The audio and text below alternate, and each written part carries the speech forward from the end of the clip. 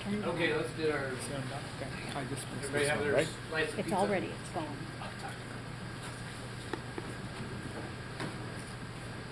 Okay, now as Leo said, there was 3 phases of meeting. This is our second phase with prepared speeches, or prepared speech in this case. And we have one speech. It is by Gail, who is one of our active members here. Very fun to see her speeches here. And this is her number 5 speech, called The Body Speaks. That's the topic, not her speech title, but the type of speech. And her speech is Dancing with Dementia. So come on up here.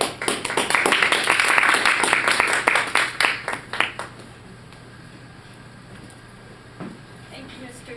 Toastmaster, fellow Toastmasters, and honored guests. In 2007, my 89-year-old father was diagnosed with late-stage dementia. At that point, we began a journey that could have been filled with despair, if not for a heavenly shift in my perspective that allowed me to spend 4 wonderful years with a wonderful man who I admired and looked up to my entire life.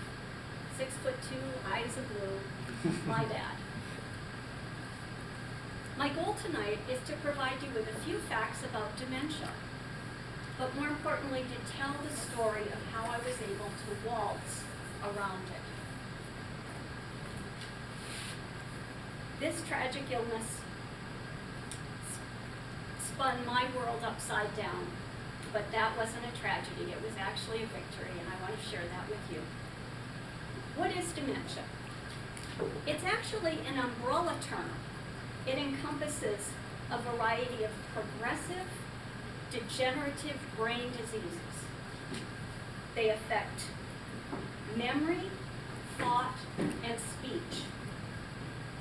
The most common is Alzheimer's disease.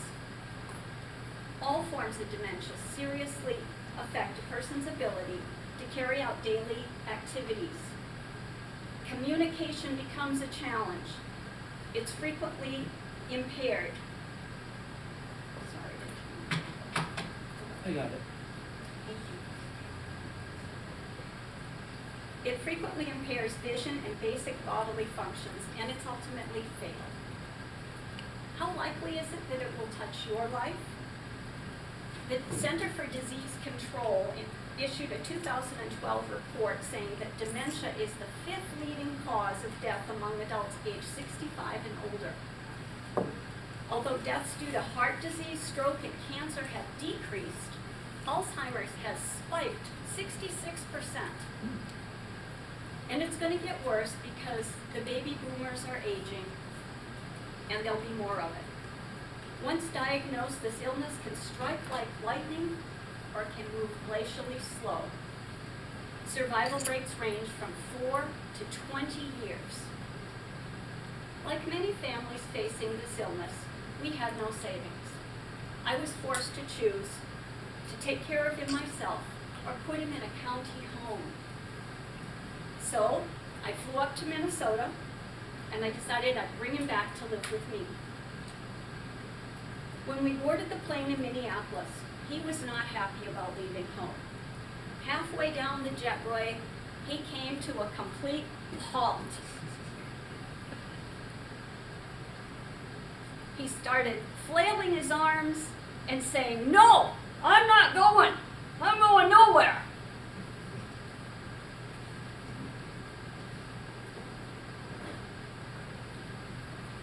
It was like driving a donkey up a ladder.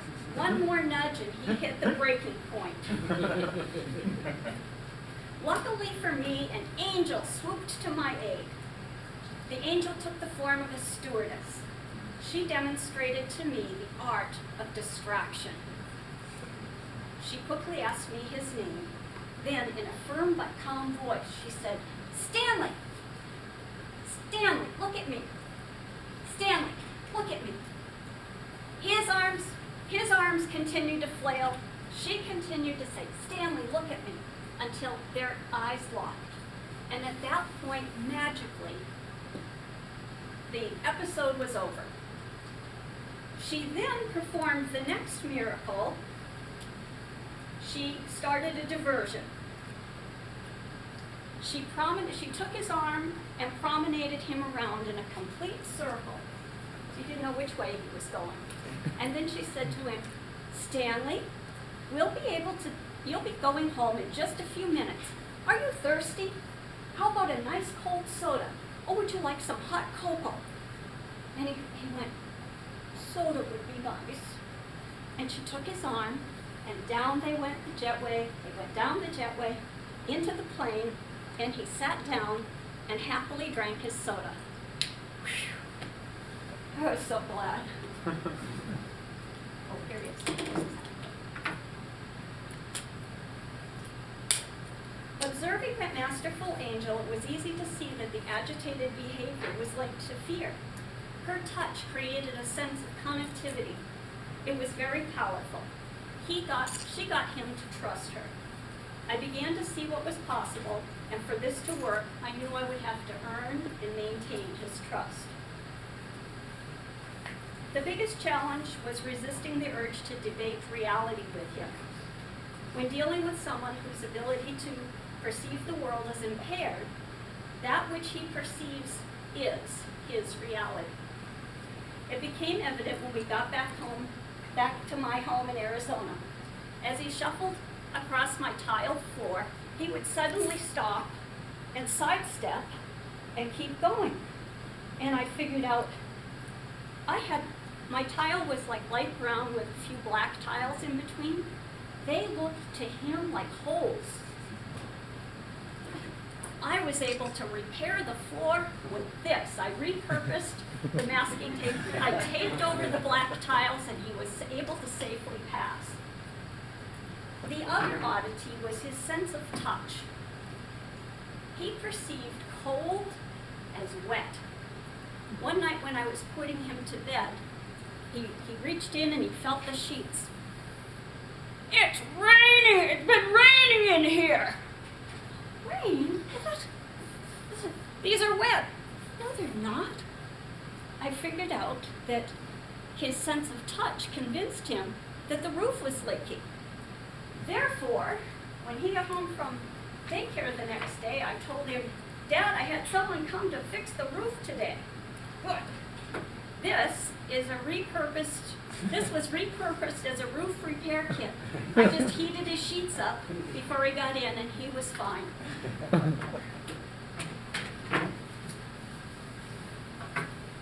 Understanding how he saw the world made our life easier. Each time I hit a roadblock, I just waltz around it. Some days it took every ounce of my creativity to keep up the pace as his abilities continued to decline.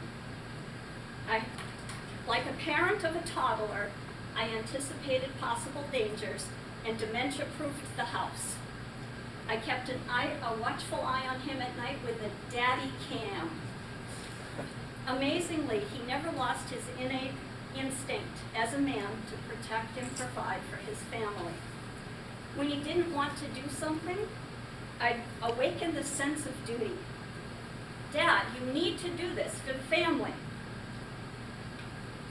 This is how going off to daycare every day became his job. He'd be up and dressed and ready to go when the short bus pulled up to the curb, and nothing could keep him from it. One holiday, I had to take him over to the daycare center to prove it was closed. He didn't want to miss a day of work, and he kept saying, "What are they going to do over there without me?" Amazingly, another thing I learned is he loved to dance. We attended a bandshell concert in Sun City. There was an orchestra playing tunes from the 40s. And although when he walked, he sort of shuffled like this. As soon as we got on the dance floor, he moved like a fancy dancer, like a flamingo dancer. It was truly amazing. Whenever I found a capability that he could do, I put him into motion doing it. It kept him engaged, and it kept us connected. I hope you never have to face Alzheimer's, but if you do, shift your perspective. Remember, distraction, diversion, and therapeutic fibs enabled me to keep my dad dancing in the right direction, finding ways to have fun, to dance, and to laugh made both of us happy. I succeeded in earning his trust. One day near the end of his life, he looked at me sadly and said, "I don't remember my name." So I reminded him, "You are Stanley Henshaw. You were married to Hazel for 63 years. You were in the U.S. Army. You were an MP at a POW camp." His eyes sparkled, and he said, "Yes, I remember." So I thought I'd ask him who I was. He studied my face carefully, and he said, "I'm really not too sure, but I know you're my friend." Mr. Toastmaster.